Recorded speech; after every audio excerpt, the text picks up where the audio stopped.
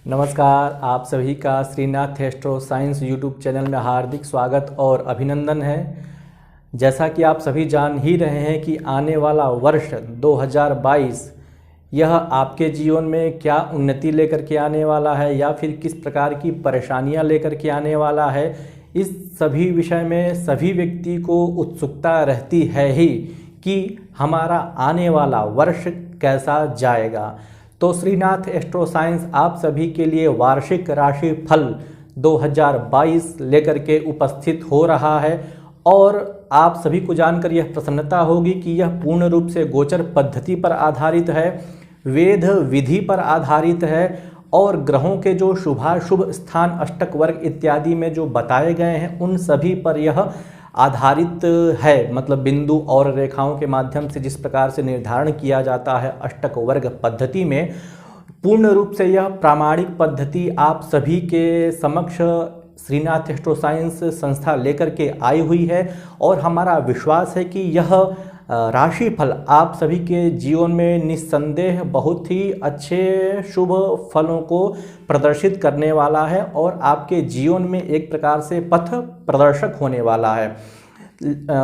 राशिफल प्रारंभ करने के पहले हम यह अवश्य चर्चा कर लेना चाहेंगे कि यह राशि मुख्यतः आपके जन्म राशि से आधारित है। मतलब 2022 का जो राशि फल है वह आपके जन्म राशि पर ही आधारित है, ना कि नाम राशि पर। मतलब आपकी जो जन्म राशि है उस जन्म राशि से ही आप इसका फलादेश श्रवण करें कि 2022 कैसा जाने वाला है। मतलब शिक्षा के क्षेत्र में यह 2022 वर्ष आपके लिए कैसा रहेगा, स्वास्थ्य के क्षेत्र में 2022 वर्ष आपके लिए कैसा रहेगा, कैरियर में कैसा रहेगा, व्यवसाय में कैसा रहेगा, विदेश यात्राएं बनेंगी कि नहीं बनेंगी, वैवाहिक जीवन कैसा रहेगा, लव या रिलेशनशिप में किस प्रकार से स्थितियां चलेंगी। मतलब जीवन के जो तमाम मुख्य पहलू होते हैं जो प्रत्येक व्यक्ति मतलब जिसको जानने की अभिलाषा रखता है वो सारे इस राशिफल में आपको बताए जाएंगे। तो मुख्य बात आप इसको अवश्य ध्यान रखिए कि यह जो राशिफल होने वाला है वह आपके जन्म राशि पर आधारित है। मतलब आपकी जो जन्म राशि है, मतलब आपके जन्म कुंडली में चंद्रमा जिस राशि में बैठा हुआ है वही आपकी जन्म राशि है और उसी से आपको यह राशिफल देखना है। दूसरा सबसे महत्वपूर्ण बात इसमें यह है कि यह राशिफल पूर्ण रूप से वेद विधि पर आधारित है। जैसा कि इसके पहले हमने गोचर वाले वीडियो में चर्चा हम लोगों ने की है कि गोचर फल के लिए क्या क्या मुख्य बातें ध्यान रखनी चाहिए, तो यह वीडियो भी राशि फल भी वेद विधि पर आधारित है आपके जन्म कुंडली के अनुसार, मतलब आपकी जो राशि है उसके अनुसार। तीसरा इसमें एक और मुख्य बात विचारणीय हो जाता है कि आपके जन्म कुंडली में जो विंशोत्तरी दशा, महादशा, प्रत्यंतर दशा, अंतरदशा इत्यादि जो भी चल रही हैं उनमें यदि स्थितियां अच्छी हैं तो निस्संदेह जो राशिफल गोचर में कहा जा रहा है, जो राशिफल आपके लिए अच्छा है, तो यह वर्ष और ही उत्तम होने वाला है। और यदि आपके विंशोत्तरी महादशा में, अंतरदशा में, प्रत्यंतर दशा में यदि थोड़ी सी प्रतिकूल स्थिति चल रही है तो अच्छा गोचरीय राशिफल आपके लिए थोड़ा सा मध्यम हो सकता है। किंतु यदि अशुभ है गोचर आपका और विंशोत्तरी महादशा भी अशुभ चल रही है तो थोड़ा सा अनुकूल परिस्थितियां नहीं बनेंगी आपके जीवन में। तो यह बातें आपको ध्यान रखनी चाहिए कि हमारे विंशोत्तरी महादशा कैसी है। यदि आपको विंशोत्तरी महादशा का ज्ञान नहीं है तो आप संस्था से संपर्क कर सकते हैं, तो उसके आधार पर भी आपका सूक्ष्म जो राशिफल होता है उसको निर्धारित किया जा सकता है। तो इन तीन बातों का आप मुख्य रूप से ध्यान रखिएगा कि आपको जन्म राशि जो है उसी से आप यह फल का श्रवण करें, ना कि आपकी नाम राशि से, क्योंकि नाम राशि से अलग अलग प्रभाव दिखाई नहीं पड़ते। क्योंकि जन्म कुंडली में चंद्रमा आपकी जिस राशि में है वही राशि तो आपको आजीवन प्रभावित करती रहती है। तो गोचर में भी जन्म राशि को ही प्रधान माना गया है। मंत्रेश्वर ने माना है, फलदीपिकाकार के जो फलदीपिका के जो रचना करता है और भी बहुत सारे आचार्यों ने जन्म राशि को प्रधान माना है गोचर के निर्धारण के प्रसंग में। तो आइए आपके राशिफल का प्रारंभ करते हैं कि कैसा रहने वाला है आपका 2022 वाला राशिफल। तो सबसे पहले हम बात करते हैं मेष राशि वालों के लिए 2000 वर्ष कैसा जाने वाला है। तो आपको जानकर प्रसन्नता होगी कि जिसकी भी मेष राशि है उसके लिए आगामी वर्ष 2022 निस्संदेह बहुत ही अच्छा जाने वाला है। रोजगार के क्षेत्र में, कैरियर के क्षेत्र में, व्यवसाय के क्षेत्र में, जीवन के तमाम उन्नति वाले जो भी संसाधन होते हैं, जो भी क्षेत्र होते हैं, उन सभी क्षेत्रों के लिए मेष राशि वालों के लिए यह वर्ष बहुत ही अच्छा जाने वाला। उसका कारण यह है कि बृहस्पति आपके जन्म कुंडली में एकादश स्थान पर है और शनि दशम स्थान पर है। तो एकादश स्थान का बृहस्पति अच्छा माना जाता है और दशम स्थान का शनि तो वैसे भी अच्छा माना जाता है क्योंकि अपनी राशि में है। हाँ, राहु की स्थिति थोड़ी सी विचारणीय अवश्य हो जाती है, जो धन भाव में वृषभ राशि का बैठा हुआ है। तो इसमें थोड़ी सी परिस्थिति ऐसी बन सकती है कि आपके जो खर्च हैं, मतलब आमदनी तो होगी ही। रोजगार पक्ष के बारे में यदि बात करें तो निस्संदेह व्यक्ति को लाभ तो होगा ही। कोई कैरियर है तो उसमें प्रमोशन मिल सकता है, या कोई व्यवसाय चल रहा है तो उसमें अभूतपूर्व सफलताएं मेष राशि वालों के लिए मिलती हुई नजर आ रही हैं, क्योंकि राशि का स्वामी मंगल भी नवम दशम एकादश भाव में लगभग मार्च अप्रैल तक तो रहने वाला है ही। तो स्वास्थ्य को लेकर के भी ऐसे व्यक्तियों के लिए, मेष राशि वालों के लिए तो यह वर्ष अप्रैल तक तो बहुत अच्छा जाने वाला है, किंतु अप्रैल के बाद जो है राशियां परिवर्तित हो रही हैं, मतलब ग्रह परिवर्तित हो रहे हैं, तो थोड़ी सी स्थिति अलग प्रकार से बनेगी। किंतु अप्रैल तक की यदि हम चर्चा करें तो रोजगार के क्षेत्र में कोई परेशानी आने वाली नहीं है। शनि आपका चूँकि दशम स्थान में बैठा है तो रोजगार के नए अवसर सृजित करेगा। आप यदि जॉब चेंज करना चाहते हैं या फिर कोई नई नौकरी आप तलाश कर रहे हैं तो उस संदर्भ में यह वर्ष आपके लिए शुरू से ही अच्छा जाने वाला है। अप्रैल तक तो आपको बिल्कुल सोचना नहीं है। बृहस्पति आपके एकादश भाव में है, इसलिए आय के संसाधन तो बनाएगा ही बनाएगा। मतलब अकस्मात कहीं से धन की प्राप्ति हो सकती है या कोई नए रोजगार के अवसर आप सृजित कर सकते हैं। व्यवसाय में ऐसा हो सकता है कि आप अपने व्यवसाय को और अधिक विस्तृत कर सकें। विदेश जाने वालों के लिए थोड़ी सी परेशानियों का सामना इसमें करना पड़ सकता है, क्योंकि शनि की दृष्टि द्वादश स्थान पर पड़ रही है मीन राशि में। तो शनि की दृष्टि थोड़ी सी अच्छी नहीं मानी जाती है। तो जिसको भी विदेश जाना है या फिर जिनका प्लानिंग चल रहा है तो उनके लिए थोड़ी सी प्रतिकूल परिस्थितियां बनती हुई नज़र आ रही हैं विदेश जाने के संदर्भ में। बृहस्पति आपका अच्छा है और निस्संदेह आपके पंचम भाव को देख रहा है। तो शिक्षा के क्षेत्र में जो अभ्यर्थी हैं या जो तैयारी कर रहे हैं सिविल सर्विस की या फिर जो पढ़ाई कर रहे हैं, तो उन विद्यार्थियों के लिए तो यह वर्ष बहुत ही अच्छा जाने वाला है। विशेषकर अप्रैल मास तक पंचम का बृहस्पति अच्छा माना जाता है, मतलब दृष्टि पंचम पर पड़ रही है, तो यह वर्ष उनके लिए अच्छा जाने वाला है। शनि की दृष्टि सप्तम स्थान पर होने के कारण थोड़ा सा पारिवारिक जीवन में ऐसे व्यक्ति को संतुलन बना करके चलने की आवश्यकता रहेगी, क्योंकि शनि की दृष्टि वैसे भी अच्छी नहीं मानी जाती है और शनि पूर्ण दृष्टि से सप्तम भाव को देख रहा है।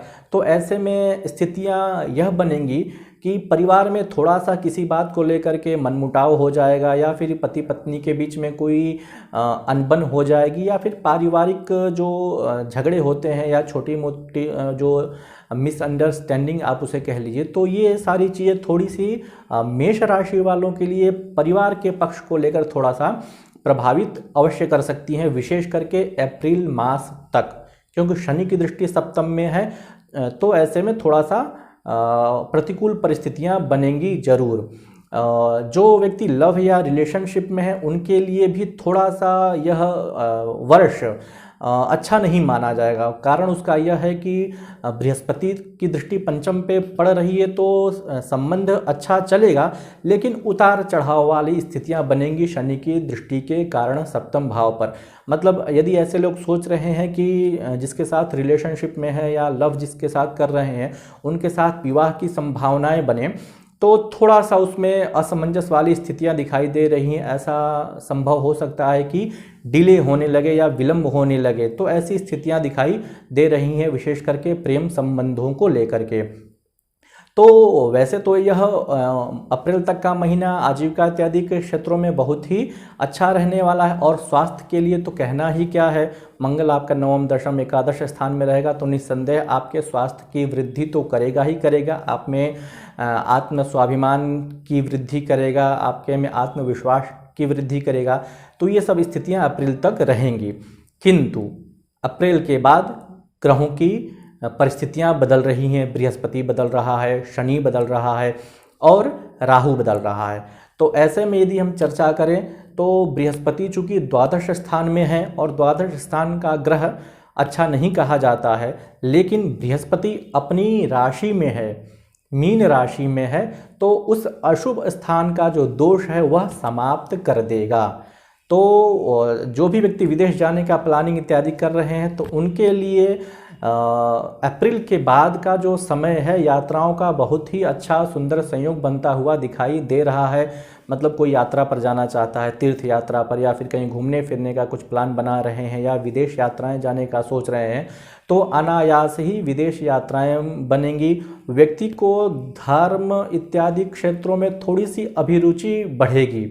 कारण उसका यह है कि द्वादश में बृहस्पति आया है, तो निस्संदेह जो भी मेष राशि वाले हैं, चूँकि मेष राशि वाले थोड़े से एटीट्यूड उनमें होता ज़रूर है और थोड़ा सा गर्मजोशी रहती है, तो ऐसे व्यक्ति में थोड़ा सा व्यवहार में परिवर्तन तो बृहस्पति के कारण आएगा ही आएगा। मतलब उनमें थोड़ा सा पेशेंस होने लगेगा, थोड़ा सा धैर्य होने लगेगा। बात करने से पहले थोड़े से वह सोचने लगेंगे, कोई भी काम करना हो तो उसके पहले वह विचार करने लगेंगे कि क्या यह काम हमारा सही होगा कि नहीं होगा। और भगवान में थोड़ी सी आस्था उनकी बढ़ेगी, मतलब धर्म के प्रति थोड़े से वह संवेदनशील होंगे अप्रैल के बाद, क्योंकि बृहस्पति की स्थिति अच्छी हो रही है। और बृहस्पति की यदि हम चर्चा करें तो वह बृहस्पति छठे भाव को देख रहा है, जो आपका सर्विस का भाव माना जाता है। चौथे भाव को भी एक प्रकार से बृहस्पति देख रहा है और अष्टम भाव को भी देख रहा है। तो बृहस्पति का देखना वैसे अच्छा माना जाता है, क्योंकि चतुर्थ भाव को देख रहा है, तो आपके मित्र संबंध, परिवार, गृह, वाहन, भूमि इत्यादि के सुखों में तो वृद्धि करेगा ही करेगा। शनि की दृष्टि अप्रैल से पहले जो पेंडिंग में पड़ रहा है, यदि कुछ प्लानिंग कर रहे हैं आप घर के लिए, प्लॉट के लिए, तो वह चीज़ें अप्रैल के बाद से आपके लिए अनुकूल होने लगेंगी। मतलब आपको कहीं कुछ लेने का सोच रहे हैं, तो अप्रैल के बाद से अनायास ही वह चीज़ें आपके समक्ष उपस्थित होने लगेंगी, क्योंकि बृहस्पति की दृष्टि चतुर्थ भाव पर पड़ेगी। तो निस्संदेह आपका जो घर का प्लानिंग है, कहीं लेना चाह रहे हैं प्लॉट या कुछ सोच रहे हैं, तो निस्संदेह उसमें आपको बहुत बड़ी सफलता मिलेगी ही मिलेगी। तो बृहस्पति आपकी कुंडली में अच्छा है। यदि देखा जाए तो द्वादश का बृहस्पति थोड़ा सा अच्छा नहीं माना जाता है, लेकिन मीन राशि में है तो उसके दोषों का परिहार वह कर देगा। शनि आपके एकादश में है, तो शनि वैसे भी शुभ हो जाता है। एकादश स्थान जो उपचय का माना जाता है, तो कैरियर के लिए तो यह वर्ष आपके लिए बहुत ही अच्छा होने वाला है। विदेश जाने के अवसर तो आपके बनेंगे ही बनेंगे। कार्यों में आपको सम्मान प्राप्त होगा। मतलब आप कोई जॉब करते हैं या फिर कहीं पर आप सरकारी नौकरी में हैं, तो उसमें आपका मान सम्मान में वृद्धि होगी, आपके आत्म स्वाभिमान में वृद्धि होगी, और आप में एक अलग ही टैलेंट निखर करके सामने आएगा। चूँकि शनि की दृष्टि लग्न पर पड़ रही है, तो थोड़ा सा आपके जो स्वभाव है उसमें थोड़ा सा उतार चढ़ाव देखने को मिल सकता है। मतलब थोड़े सा आप लेजी हो सकते हैं, सुस्त हो सकते हैं, काम के प्रति थोड़े से आप उदासीन हो सकते हैं। शनि की विशेष दृष्टि के कारण लग्न पर पड़ रहा है, तो ऐसे व्यक्ति को थोड़ा सा लेजीपन जो है, मतलब आलस, ऐसे व्यक्ति को त्याग देना चाहिए, क्योंकि शनि की स्थिति बहुत ही अच्छी है। तो आय के संबंध में तो निस्संदेह अच्छा रहेगा ही रहेगा, लेकिन आपको उसमें स्वयं से आलस्य त्याग करके परिश्रम करना है, और परिश्रम से जो चीज़ें प्राप्त होने वाली हैं वो और अत्यधिक सफलता के रूप में आपको प्रदर्शित करेंगे। हाँ, राहु का लग्न में होना अप्रैल के बाद से थोड़ा सा आपके स्वास्थ्य को गड़बड़ करेगा। आपके सोचने समझने की स्थितियों को परिवर्तित करेगा, क्योंकि राहु आता है तो बहुत जल्दी असंदेह वाली स्थितियां बनाता है, असमंजस वाली स्थितियां बनाता है, व्यक्ति को डाउट में रखा रहता है। तो ऐसे व्यक्ति थोड़ा सा कुछ भी काम करने के पूर्व बड़ा विचार करेंगे कि हमें करना चाहिए या नहीं करना चाहिए, और उलझन में रहेंगे। अप्रैल के बाद से ऐसे थोड़े से उलझन में रहने लगेंगे और मन में कहीं न कहीं से एक प्रकार से डर बैठ जाएगा या मानसिक परेशानियां रहने लगेंगी। मतलब कहीं कहीं पर माइग्रेन जैसी परेशानियां भी हो सकती हैं, क्योंकि मेष राशि वालों के साथ यह लगभग कॉमन समस्या होती है, जनरल समस्या होती है माइग्रेन की, क्योंकि थोड़े से उत्तेजित स्वभाव के होते हैं। तो राहु का मेष राशि में आना कहीं न कहीं उनकी उत्तेजना को बढ़ा रहा है। तो अप्रैल के बाद से ऐसे व्यक्ति को अपने व्यवहार पर बहुत ज़्यादा नियंत्रण करने की आवश्यकता है। नहीं तो यदि अपने व्यवहार पर वह नियंत्रण नहीं रखेंगे तो कहीं न कहीं कार्यक्षेत्र में या पारिवारिक जीवन में या फिर सामाजिक समरसता में थोड़े से वह अपने आप को असहज महसूस करेंगे, और अपने व्यवहार के कारण थोड़े से उनके जो परिस्थितियां हैं वो प्रतिकूल होने लगेंगी। मतलब उनका एक प्रकार से मोरल डाउन होने लगेगा, या लोगों से लड़ाई झगड़े या वाद विवाद, मतलब ऐसी स्थितियां अप्रैल के बाद से विशेषतया बनने लगेंगी। डर किसी न किसी चीज़ को लेकर के मन में रहने लगेगा, बहुत ज़्यादा डाउट मन में रहने लगेगा। क्योंकि सप्तम भाव पर राहु की दृष्टि पड़ेगी तो पारिवारिक जीवन में भी थोड़ा सा असंतुलन वाली स्थितियां उत्पन्न होंगी। तो स्वास्थ्य को लेकर के थोड़ा सा अप्रैल के बाद मेष राशि वालों के लिए सावधान रहने की आवश्यकता रहेगी ही रहेगी। राहु के कारण संक्रमण इत्यादि जो परेशानियां होती हैं वो आपको प्राप्त हो सकती हैं। किंतु शिक्षा के क्षेत्र में बात करें तो थोड़ा सा ऐसे व्यक्तियों के लिए, विद्यार्थियों के लिए थोड़ी सी ऐसी परेशानियां लेकर के जन्म उत्पन्न होंगी ही होंगी, क्योंकि राहु जब भी आता है तो मन में इतने डाउट कर देता है कि व्यक्ति कंसंट्रेशन नहीं कर पाता है, मन अपना एकाग्र नहीं कर पाता है। तो ऐसे व्यक्तियों के लिए, मेष राशि वालों के लिए अप्रैल के बाद से समय देखा जाए तो मानसिक स्वास्थ्य के लिए थोड़ा सा अनुकूल नहीं दिखाई दे रहा है। तो क्या करना चाहिए, उपाय के तौर पर क्या करना चाहिए? वैसे तो पूरा वर्ष लगभग अच्छा ही जाएगा, लेकिन उपाय के बारे में बात करें तो मेष राशि वाले सामान्य उपाय करें, हनुमान जी की आराधना करें, हनुमान चालीसा का पाठ कर सकते हैं, मंगल के जो भी मंत्र हैं, ओम अंगारकाय नमः, इस मंत्र का जप कर सकते हैं मंगल के दुष्प्रभावों को शांत करने के लिए। और शनि के लिए तो उपाय बताया ही गया है कि हनुमान चालीसा का पाठ करें, बजरंग बाण का आप पाठ करें, सुंदरकांड का पाठ करें, हनुमान जी का दर्शन करें शनिवार को विशेष करके, मंगलवार को भी विशेष करके। तो निसंदेह यह वर्ष आपके लिए बहुत ही अच्छा जाने वाला है अन्य राशियों की अपेक्षा। तो मेष राशि वालों के लिए परेशान होने वाला यह वर्ष बिल्कुल नहीं है। आप अपने काम में आज से ही जुट जाइए और यह वर्ष आपके लिए नई तरक्की, नई उन्नति और नए आसमान को लेकर के उपस्थित होने वाला